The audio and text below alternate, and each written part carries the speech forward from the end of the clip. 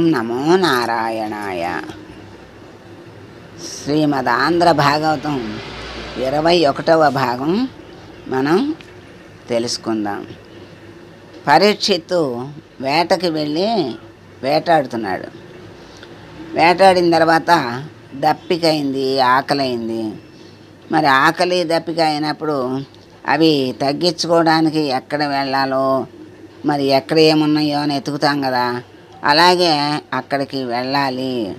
పరీక్షిత్తుకి బుద్ధి భ్రంశం అవుతోంది. అక్కడ అతడు దగ్గరలో ఉన్న మహర్షి ఆశ్రమానికి వెళ్ళాడు. అక్కడ దాహాన్ని తీర్చమని ఎవరిని అడగాలి?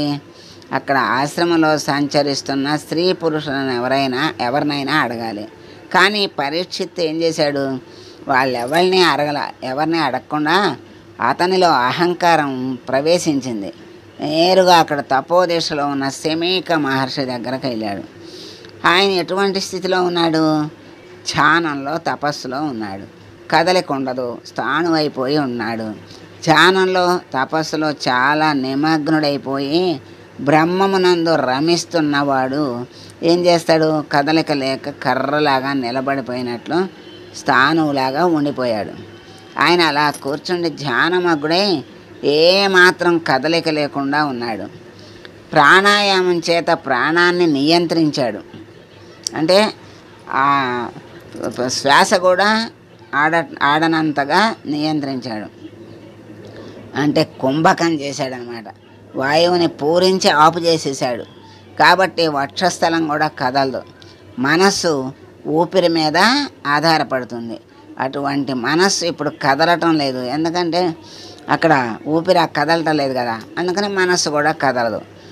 ఆ కదలకపోవడం వల్ల బుద్ధి కదలదు. బుద్ధి కదలకపోవడం వల్ల ఇంద్రియాలు కదలటం లేదు. బయట విషయం కన్ను చూడదు. బయట విషయాన్ని కన్ను చూడదు. అంటే ఇంద్రియాలు కూడా ఏమీ పనిచేయవు. చెవులకి వినపడదు. స్పర్శేంద్రియాలు బాహ్య జ్ఞానాన్ని తెలుసుకోలేవు. అందుకని అలా ఉండిపోయాడు. ఆయన జాగ్రత్తాది 3 అవస్థలను దాటిపోయి చివరకు తురీయమనే స్థాయికి చేరిపోయి తాను సాక్షాత్తు ఆత్మగా సాక్షిభూతుడై శరీరాన్ని చూస్తూ బ్రహ్మంగా నిలబడిపోయి ఉన్నాడు. అలా కూర్చుని బ్రహ్మముతో రమించి ఉండిపోతే ఆయన వెంట్రుకలు, గోళ్ళు పెరిగిపోతున్నాయి. అవి జడలు కట్టేసి కేశ సంస్కారం లేక వేలాడుతున్నాయి. ఒక కృష్ణజంక చర్మాన్ని కట్టుకుని అలా కూర్చుని ఉండిపోయాడు ఆయన, వస్త్రం కూడా లేకుండా. అటువంటి శమీక మహర్షి దగ్గరకు వచ్చి దాహం కోసం ఆర్తి పొందిన పరీక్షిత్తు వెళ్ళాడు. ఆయన నీటి కోసం వెళ్ళడం ప్రధాన అంశం. కానీ పరీక్షిత్తు లోపల ఒక మౌన భాష బయలుదేరింది. ఏమిటి అంటే, ఇప్పుడు పరీక్షిత్తు తానెవరో మరిచిపోయాడు. అతని బుద్ధి భ్రంశం అయిపోయింది. బ్రహ్మంలో రమిస్తున్న తాపసిని చూసి నిశ్శబ్దంగా తాను వెళ్ళిపోవాలి, ధర్మం అయితే. కానీ తాను అలా చేయలేదు. తాను మహారాజునని, వస్తే లేచి నిలబడలేదని, తనకు నమస్కరించలేదని, తనకి ఆసనం చూపించలేదని ఆ తపస్వి మిక్కిలి అహంకారుడని భావించాడు ఆయన. ఇప్పుడేమైంది? అంత గొప్ప పరీక్షిత్తు తెల్లవారి లేస్తే బ్రాహ్మణులకు నమస్కారం చేసేవాడు, అన్నీ తెలిసినవాడు, అన్నిటినీ మర్చిపోయాడు. ఎందుకు అలా జరిగింది అంటే, కలి ప్రవేశం వల్ల అన్నీ భ్రంశం అయిపోయినాయి. దీనివలన అతనిలో ఆగ్రహం పుట్టింది. యుక్తాయుక్త విచక్షణని కోల్పోయాడు. ఒక స్థానంలోంచి మరొక స్థానంలోకి వెళ్ళిపోతున్నాడు. ఆ మహర్షిని ఎలా అవమానించాలా అని తలంచాడు. అక్కడ సమీపంలో చచ్చిపోయి పడి ఉన్న పాము ఒకటి కనిపించింది.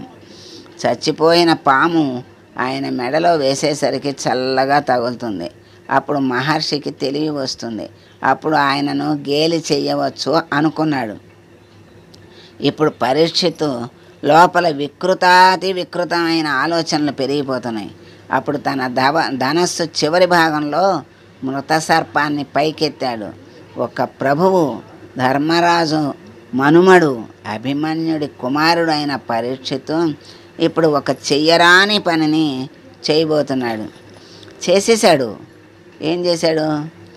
ఆ పాముని మెడలో వేసేసాడు.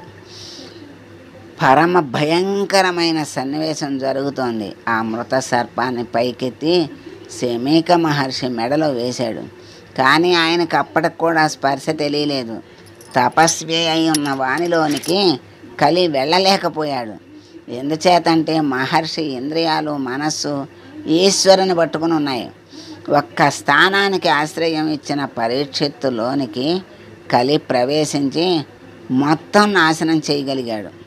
కాబట్టి మనం బాగుపడాలి అంటే శమీక మహర్షి ఏది పట్టుకున్నాడో దాన్ని పట్టుకోవాలి అని భాగవతం చెప్తోంది. శమీకుడు ఈశ్వరుని పాదాలు పట్టుకుని ఉన్నాడు. నీవు కూడా వాటిని పట్టుకో. ఆ స్పర్శ ఉన్నంతకాలం కలి నీ సమీపానికి రాలేడు. ఇది భాగవతం చెప్తున్న తీర్పు. పరీక్షిత్తు తాను చేసిన పనికి సంతోషపడి వెనక్కి వెళ్ళిపోయి అంతఃపురంలోకి వెళ్ళి కిరీటం తీసి పక్కన పెట్టాడు. బంగారు కిరీటం పక్కన పెట్టగానే అందులోంచి కలి బయటికి వెళ్ళిపోయాడు. కిరీటం పక్కన పెట్టగానే ఆయనకు అనుమానం వచ్చింది.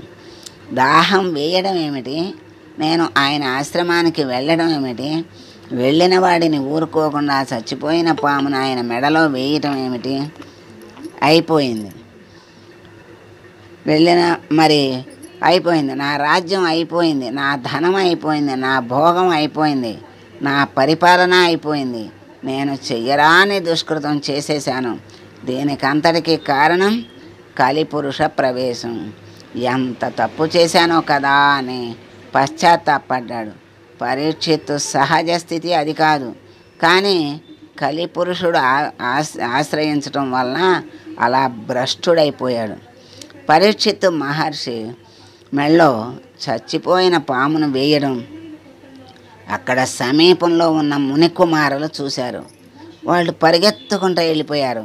అక్కడ సమీపంలో కౌశికీ నది ఒడ్డున ఆడుకుంటున్న శమీక మహర్షి కుమారుడైన శృంగి వద్దకు వెళ్ళారు. ఆ పిల్లవాడు మహా తపస్వి. ఆ పిల్లలు మీ నాన్నగారు తపస్సు చేసుకుంటూ సమాధిలో ఉన్నప్పుడు ఒక రాజు వచ్చి ఏదో మాట్లాడాడు, మీ తండ్రి పలకలేదు. అప్పుడు ఆ రాజుకి కోపం వచ్చి చచ్చిపోయిన పాముని ధనస్సుతో ఎత్తి మీ నాన్నగారి మెడలో వేసి వెళ్ళిపోయాడు అని చెప్పారు. ఈ మాటలు విన్న వెంటనే శృంగి అన్నాడు, నా తండ్రి ఒంటి తపస్వి ఇక్కడ ఉండటం వలన రాజు క్షేమంగా రాజ్యాన్ని పరిపాలించగలుగుతున్నాడు అని వెంటనే శాపం ఇవ్వడానికి కౌశికి నదీ జలాన్ని చేతిలోకి తీసుకున్నాడు. చేతిలో ధనస్సు ఉంది కదా అని ఆ రాజు చెయ్యకూడని పనిని చేశాడు. అటువంటి రాజు ఎవరైనా ఉండవచ్చు గాక, వానిని ఈశ్వరుడు అడ్డినా, శ్రీ మహావిష్ణువు అడ్డినా నేటి నుండి 7వ నాటికి చచ్చి ఊరుకుంటాడు.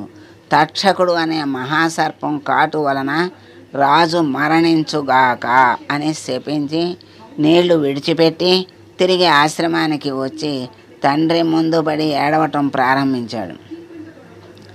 అప్పుడు తండ్రికి బాహ్య స్మృతి వచ్చింది. ఎందుకు ఏడుస్తున్నావు అని కుమారుని అడిగాడు. తండ్రి, మీ కంఠమునందు మృత సర్పము ఉన్నది అన్నాడు.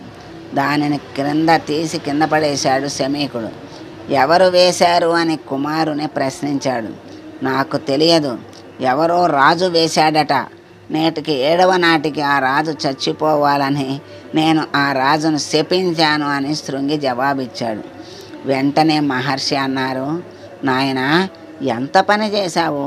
నీవు చేసిన దుష్కర్మ వలన మనకి పాపం సంప్రాప్తిస్తుంది. నీవు రాజు మరణించాలని కోరుకున్నావు కదా. కలిపురుషుడు ప్రవేశించిన మనస్సులు అలా ఉంటాయి. అపకారి అందు కూడా ఔదార్యంతో ధర్మం మాట్లాడతాడు. మరి అటువంటి పరిపాలకుడు ఎక్కడ వస్తాడు? మనకు సమాజం భ్రష్టు పట్టిపోతుంది. పరీక్షిత్తును కొట్టి సమాజమునందు ఎన్ని ప్రమాదాలు తేవటానికి కలి ఇలా నీ చేత శాపం ఇప్పించాడు. నీవు క్రోధానికి వశుడు అయిపోయావు. ఎంత పొరపాటు చేశావు అన్నాడు. ఈ వార్త పరీక్షిత్తుకు అందిపోయింది. ఇంకా నాటికి 7వ రోజున శరీరం విడిచిపెట్టేస్తానని, ప్రాయోపవేశం చేస్తానని గంగ ఒడ్డుకు వెళ్ళి తూర్పు దిక్కుకు కొనలు ఉండేలా దర్బలు పరుచుకుని ప్రాయోపవేశం చేసి ఈశ్వరుని యందు మనస్సును నిలబెట్టాడు. గంగ ఒడ్డుకి ఎందుకు వెళ్ళాడు అంటే, ఎవరైనా గంగ దగ్గరకు వచ్చి అమ్మా గంగమ్మ అని పిలిస్తే గంగమ్మ పొంగిపోయి ఆ పిలిచిన వారిని ఎంతగానో అనుగ్రహిస్తుంది. గంగలో స్నానం చెయ్యటం ద్వారా అతడు చేసినటువంటి తప్పులన్నిటినీ తీసివేసి మోక్షాన్ని ప్రసాదిస్తుంది. అలా మోక్షాన్ని ప్రసాదించి పంపేస్తుంది. కనుక ఒడ్డున ప్రాయోపవేశం చేశాడు. ఎవరు యాగం చేస్తే దేవతలు అందరూ వచ్చి కూర్చున్నారో అటువంటి మహాపురుషుడు శాపగ్రస్తుడై ప్రాయోపవేశం చేశాడు. ఈ సన్నివేశాన్ని చూడటానికి గౌతముడు, అగస్త్యుడు, విశ్వామిత్రుడు, వశిష్ఠుడు మొదలైన ఋషులందరూ కూడా వచ్చారు. ఈ 7 రోజుల్లో తాను ఏమి చేస్తే మోక్షం పొందుతాడో చెప్పవలసిందని పరీక్షిత్తు అందరినీ అడుగుతున్నాడు. ఎంత ధర్మము ఉన్నవాడు ఎంత అధర్మమైన పని చెయ్యడమా? కలికి కొద్ది అవకాశం ఇస్తే అంత ప్రమాదాన్ని తెచ్చేశాడు. కాలాన్ని అతిక్రమించటం ఎవరి తరము కాదు కదా. ఇంతటి స్థితిలో కూడా ఈశ్వర పాదాలు పట్టుకున్న వాడు మాత్రం చెక్కు చెదరటం లేదు. ఆ సమయంలో అక్కడికి 16 సంవత్సరముల వయస్సు గల ఒక ఆయన వచ్చాడు. ఆయన మంచి యవ్వనంలో ఉన్నాడు. నల్లటి జుట్టు, ముఖం మీద చందరవందరగా పడిపోయి ఉంది. ఒక కౌపీనం పెట్టుకుని ఉన్నాడు.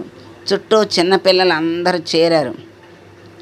సూర్యుడు భూమండలం మీద నడుస్తున్నాడా అన్నట్లుగా ఒకళ్ళు పిలవకపోయినా ఆవు పాలు పితికే సమయం కంటే ఎక్కువసేపు ఒకచోట ఎక్కడ కూడా ఎప్పుడూ ఆయన నిలబడడు. అటువంటి నిలబడని శుకుడు తనంత తానే నడిచి వచ్చాడు. ఇక్కడికి వచ్చి నిలబడ్డాడు. ఆయన తేజస్సు చూసి పొంగిపోయిన పరీక్షిత్తు కృష్ణ భగవానుణ్ణి మా వంశమంతా అర్చించినందుకు నేను వెళ్ళిపోతున్న సమయంలో నాకు మార్గం చూపించడానికి గురువును పంపాడు కృష్ణ పరమాత్మ అని పొంగిపోయాడు. అర్ఘ్యపాద్యాదుల్ని ఇచ్చి శుకుడి కాళ్ళ మీద పడితే కదిలి వెళ్ళిపోవటం అలవాటున్న శుకుడు కూర్చున్నాడు. ఇది మనము 21వ భాగంలో ఉన్నటువంటి విషయాలన్నీ కూడా తెలుసుకున్నాం. ఎంత చక్కని ధర్మంగా నడిచేటువంటి పరీక్షిత్తు కూడా కలి ప్రవేశించటం వల్ల అంత అధర్మంగా ప్రవర్తించాడు. మరి ఋషి కొడుకు ఆవేశంతో శాపం ఇచ్చాడు. మరి మహర్షి ఇంతటి రాజు పోతే రాజ్యం అనాథ అయిపోతుంది, నువ్వు అలా చెయ్యవలసింది కాదు అని కొడుక్కే అంటాడు. ఈ లోపల ఆయనకి ఈ వార్త తెలిసి ఈ 7 రోజుల్లో నేను ఎలా మోక్షాన్ని పొందాలి అని ఆలోచిస్తున్నాడే. అదే జ్ఞానం. అయ్యో 7 రోజుల్లో పోతే మళ్ళీ మనకి జీవితం లేదే, పోతామని 7 రోజులు ఏడుస్తూ కూర్చున్నాడు అనుకోండి, వాడికి అధోగతే అయ్యేది. మరి ఆయన ప్రాయోపవేశం చేస్తానని ప్రయత్నం చేసి తర్వాత ఆ మార్గాన్ని అందరూ వచ్చారు చూడటానికి. వాళ్ళందరినీ అడిగాడు. ఇంతలోనే పరమాత్మ పంపించాడు అనుకున్నాడు. సుఖ మహర్షిని దర్శించి ఆయనకి సత్కారం చేశాడు. అటువంటి క్షణం కూడా నిలబడని శుకుడు 7 రోజులు ఉండి భాగవతాన్ని చెప్పి పరీక్షిత్తుకి మోక్షాన్ని ప్రసాదించాడు. అది వచ్చే భాగంలో మనకి తెలియజేస్తారు. సర్వం శ్రీకృష్ణార్పణమస్తు. శుభం.